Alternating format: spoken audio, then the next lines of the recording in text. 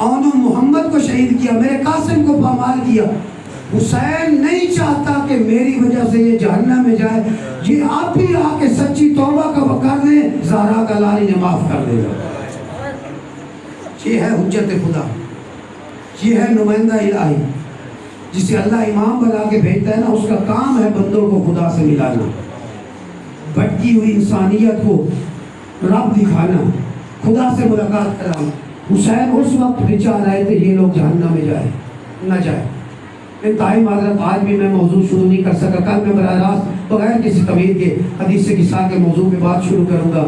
آج 2 محرم ہے، 2 محرم کو علی و بطول کی بیٹیاں کربلا میں پہنچی ہیں، کربلا میں پہنچی۔ حسین کا قافلہ جب پہنچا ہے نا، اچھا یہ معصوم کے جملے، معصوم نے فرمایا جب میرے جد کا ذکر ہونا تو ایسا رویا کرو جیسے بوڑھی ماں جوان بیٹے کی لاش پہ روئے۔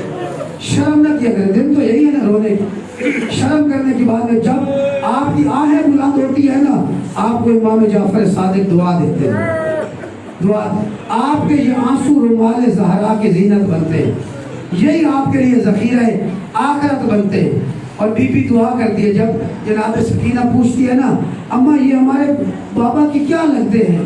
کہا یہ ہمارے بابا کے عزادار ہیں۔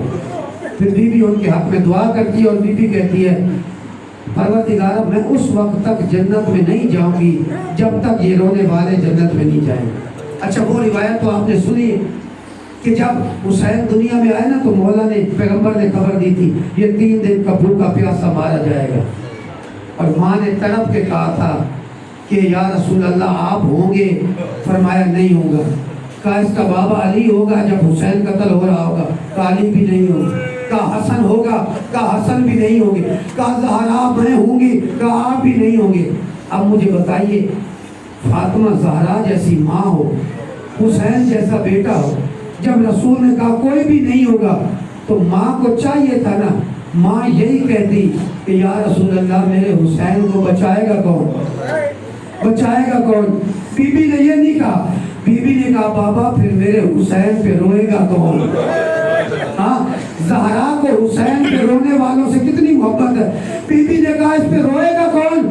پھر رسول نے کہا اللہ ایک قوم پیدا کرے گا جس کے بوڑھے اس کے بوڑھوں کو روئیں گے، جس کے جوان اس کے جوانوں کو روئیں گے، جس کے بچے اس کے بچوں کو روئیں گے، جس کی عورتیں زینب ام کلثوم کا ماتم کریں گی۔ یہ سیدہ کی دعا کا نتیجہ ہے۔ بس عزادارو، 2 محرم کو جیسے ہی حسین کی سواری کربلا میں پہنچی ہے نا، حسین کا زوجنا رک گیا۔ حسین نے 7 سواریاں بدلی، لیکن جو بھی سواری بدلتے ہیں وہ آگے نہیں چلتی۔ میرے مولا کو تو پتا ہے، جو 7 تھے انہیں بتانا تھا۔ کہا اس جگہ کا نام کیا ہے؟ کہا مولا ہمیں نہیں معلوم۔ کہا 7 میں کسی کو بلا کے لاؤ۔ قبیلہ بنی اسد سے ایک بزرگ کو بلایا گیا، اسے کہا مولا اس جگہ کو غادریہ کہتے ہیں۔ کہا کوئی اور نام؟ کہا اس کو دشت نینوا کہتے ہیں۔ مولا نے کہا کوئی اور نام؟ کہا اس کو شط الفرات بھی کہتے ہیں۔ مولا نے کہا کوئی اور نام؟ اب اس نے کہا مولا میں نے بزرگوں سے سنا ہے اسے کرب و بلا بھی کہتے ہیں۔ بس یہ سننا تھا۔ میرے مولا نے کہا بس یہی ہماری منزل ہے، یہیں پہ ہمارے خیمے لگیں گے، یہیں پہ ہم نے اللہ سے ملاقات کرنی ہے، بس یہی۔ مولا نے کہا یہی خیمے لگا دو۔ سواریوں کو بٹھایا گیا، ابھی سواریاں بیٹھی تھی کہ ایک پیغام آیا جناب زینب کی جانب سے۔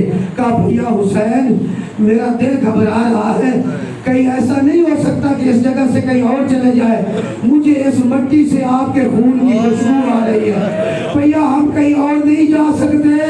کہا زینب بہن یہی وہ جگہ ہے جہاں میری گردن پہ خنجر چلے گا، یہی وہ جگہ ہے جہاں اکبر کے سینے میں برچھی لگے گی، یہی وہ جگہ ہے جہاں عباس کے بازو قلم ہوں گے۔ زینب یہی وہ جگہ ہے جہاں خیموں میں آگ لگنی ہے، یہی وہ جگہ ہے جہاں تیری چادر لوٹی جائے۔ بس عزادارو خدا تمہیں جزائے خیر، رونے میں بخل نہ کیجیے گا، یہی چند دن ہے رونے کے۔ بس عزادارو امام نے خیمے لگا دیے، زینب بے چین ہے، بے قرار ہے۔ قبیلہ بنی اسد کو بلایا، ان سے حسین نے 60,000 درہم میں یہ جگہ خریدی، خرید کے علی اکبر کے نام پہ کر دی۔ میں آپ سے سوال کرتا ہوں، حسین نے سجاد کے نام پہ جگہ کیوں نہیں کی؟ حسین نے اپنے نام پہ کیوں نہیں کروائی؟ اس لیے سجاد کے نام پہ ہوتی تو حسین کی رہتی، حسین کے نام پہ ہوتی تو حسین کی رہتی۔ اکبر کے نام پہ اس لیے کی تاکہ بہن اور بھائی دونوں کا حصہ ہو جائے، یہ زینب کا حصہ بھی کربلا میں ہو جائے، حسین کا حصہ بھی کربلا میں ہو جائے۔ پھر حسین نے قبیلہ بنی اسد کے بزرگوں سے ایک وعدہ لیا، کہا 10 محرم کو جب ہم شہید ہو جائے، یہ لوگ چلے جائے، آ کے ہمارے لاشوں کو دفن کر دینا۔ حسین نے اسی پہ اکتفا نہیں کیا اور چند جملوں کی زحمت دے رہا، کہا کہ پھر عورتوں کو بلایا، کہا تمہارے مرد اگر ڈر جائے نا، پھر تم نہر فرات پہ پانی کے بہانے آنا، ہمارے لاشوں کو دفن کر دینا۔ اور پھر حسین نے بچوں کو بھی بلایا، کہا اگر مرد اور عورتیں نہ آئے نا، تم کھیلتے کھیلتے آ جانا، اپنی ننھی ننھی مٹھیوں سے ہمارے لاشوں پہ خاک کو ڈال دے گا۔ بس آزادارو، اور کہا جو ہمارا ظاہر آئے اسے 3 دن تک مہمان رکھنا۔ علماء کہتے ہیں حسین نے 3 دن اس لیے کہا، جب میرا ظاہر 3 دن رہے گا اسے پتہ چلے گا کہ کربلا میں بھوک اور پیاس کا عالم کیا ہوتا ہے، اسے پتہ چلے گا حسین نے 3 دن گزارے تو گزارے کیسے۔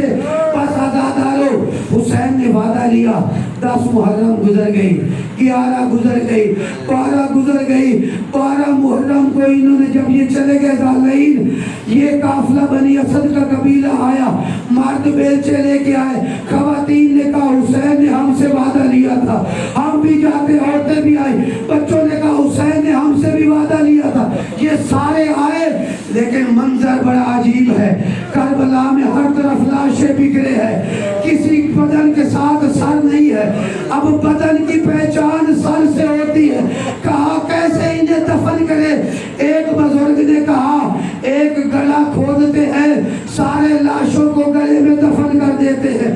اب وہ حیران و پریشان کھڑے تھے، کیا دیکھا کوفے کی جانب سے ایک جوان آ رہا ہے، عجب جوان ہے، ہاتھوں میں ہتھکڑیاں ہے، پاؤں میں بیڑیاں ہے، گلے میں توق ہے، اور وہ جوان کہتا ہے ٹھہر جاؤ، میں تمہاری پریشانی کا حل بتاتا ہوں، تمہیں پتہ نہیں ہے نا یہ کس کا لاشا ہے، میں بتاتا ہوں، اسے اٹھاؤ، یہ جون کا لاشا ہے، اسے اٹھاؤ، یہ حبیب ابن مظاہر کا لاشا ہے، اسے اٹھاؤ، یہ مسلم بن عوفہ کا لاشا ہے۔ بس آزادارو، آنے والا آیا، ایک لاشے پہ سینہ پکڑ کے بیٹھ گیا، وہ کہتے ہیں یہ کس کا لاشا ہے، کہا دیکھ نہیں رہے سینے میں برچھی کا پھل ٹوٹا ہے، یہ حسین کے اکبر کا لاشا ہے۔